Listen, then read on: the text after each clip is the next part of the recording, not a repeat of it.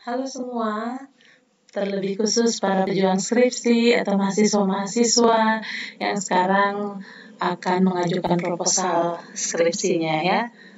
Biasanya banyak pertanyaan yang datang dari mahasiswa, dari para pejuang-pejuang skripsi ini, kira-kira bagaimana ya caranya untuk menemukan topik penelitian? Ini sekarang masih lagi stuck tentang judul penelitian. Saya menulis tentang apa ya? Nah, mungkin banyak referensi yang ada, tetapi beberapa referensi yang akan saya bagikan ini mudah-mudahan akan memberikan inspirasi atau menolong kalian segera menemukan topik penelitian dan segera menyelesaikan proposalnya ya. Oke. Yang pertama, tentu saja waktu kalian akan mengusulkan judul penelitian, yang perlu diperhatikan adalah sesuai kualifikasi penguasaan bidang. Jadi kalau adik-adik mahasiswa adalah jurusan accounting, carilah topik-topik yang berhubungan dengan bidangnya ya. Jangan bidangnya accounting dan kemudian mau menulis tentang marketing ya, ataupun sebaliknya. Kemudian yang berikut adalah carilah topik penelitian yang sesuai dengan passion. Bagaimana ya? Passion saya apa ya? Nah, itu sebenarnya gampang. Coba review dari semua subjek mata kuliah yang kita ambil dari tingkat 1 sampai tingkat 3 ya. Sampai tingkat 4 itu kira-kira mana yang nilainya bagus-bagus. Biasanya kalau nilainya bagus-bagus berarti kita menguasai ya. Atau kalau misalnya lebih spesifik, kita ingat-ingat di mata kuliah apa yang saya benar-benar sangat senang mengikuti pelajaran tersebut. Dan terkadang saya penasaran untuk belajar lebih lanjut ya mengenai detail dari topik tertentu. Jadi dari mata kuliah itu kira-kira spesifiknya topik apa yang saya mau untuk dipelajari lebih lanjut. Nah, itu bisa dijadikan ide bidang apa yang akan kita teliti atau topik apa yang akan kita teliti.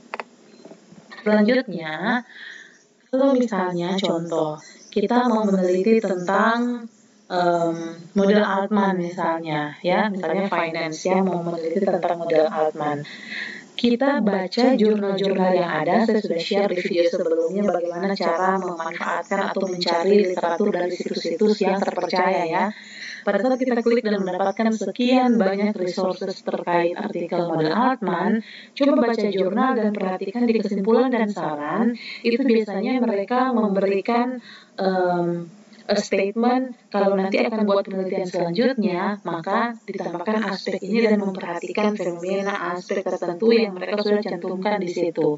Jadi untuk kesimpulan dan saran perhatikan further study yang diberikan oleh penulis yang bersangkutan. Ini akan sangat banyak membantu untuk mendapatkan sebenarnya paling gampang apa topik penelitian atau ide untuk kita akan membuat penelitian pada skripsi kita. Nah, yang berikutnya adalah kita perhatikan penyimpangan standar dengan kenyataan. Contoh standar ini bisa berarti peraturan pemerintah, bisa berarti teori yang ada.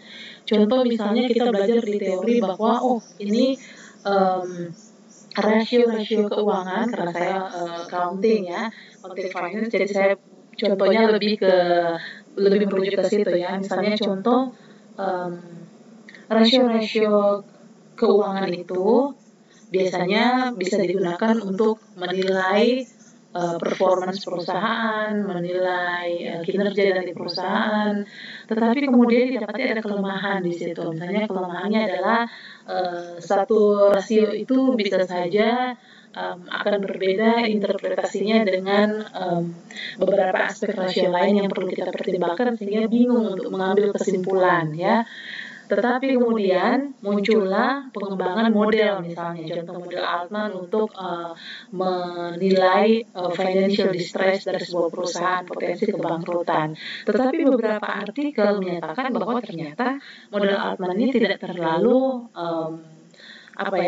tidak terlalu tepat memprediksi, tidak terlalu dapat diandalkan misalnya. Tetapi penelitian itu mungkin dilakukan di luar negeri ya, di tempat yang berbeda. Coba kita cek kalau di Indonesia apakah dia seperti itu atau mungkin sebenarnya cocok ya. Jadi kita lihat penyimpangan standar dengan kenyataan. Oke, yang terjadi. Bisa teori, bisa kemudian juga kenyataannya ya. Oke, kemudian nah ini kalau berbicara mengenai peraturan, teristimewa peraturan yang dibuat oleh pemerintah atau prosedur-prosedur yang biasanya normal kejadiannya sudah ditetapkan seperti itu, dan kemudian adanya pengaduan. Nah, saya kasih contoh, misalnya ada beberapa advisor saya yang menulis hal yang berkaitan dengan Village Information System. Nah, Village Information System itu apa? Sistem informasi desa yang secara spesifiknya itu berbicara mengenai mekanisme pembukuan dari dana desa. Nah, dana desa ini kan dikhususkan untuk desa-desa sehingga mengalami kemajuan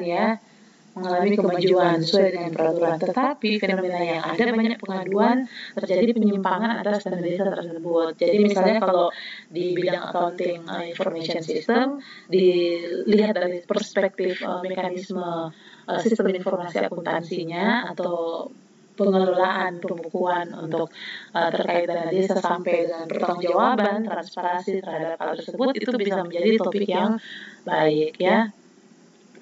Kemudian misalnya ada satu tempat atau satu wilayah yang di situ kita melihat resources-nya bagus, tanahnya subur, kemudian hasil lautnya bagus, alamnya cukup indah, tetapi masyarakat yang tinggal di daerah tersebut itu hidup dalam kemelaratan, dan ini sudah bertahun-tahun bahkan berpuluh-puluh tahun. Nah, itu masalah yang seperti itu tuh kita bisa jadikan salah satu topik penelitian yang menarik ya, satu topik penelitian yang menarik. Nah, selanjutnya kita juga bisa menemukan ide penelitian dari mengamati fenomena kehidupan. Kalau kita di dunia bisnis, ya, berarti kita perhatikan event-event penting yang terjadi, apakah itu mengglobal ataupun secara nasional, kira-kira dampaknya apa ya terhadap bidang yang kita ingin teliti, ya. Jadi misalnya contoh pandemi seperti ini. Kemudian kalau secara skala besar di perusahaan, misalnya event-event penting seperti pemilihan CEO yang baru, itu punya dampak apa ya? Jadi kita bisa sebenarnya search ya topik atau bidang penelitian itu, dan dia nanti akan mengeluarkan sejumlah banyak artikel jurnal yang berhubungan dengan hal tersebut. Jadi jangan lupa, itu saya share di video sebelumnya ya. Amati itu fenomena kehidupan ya.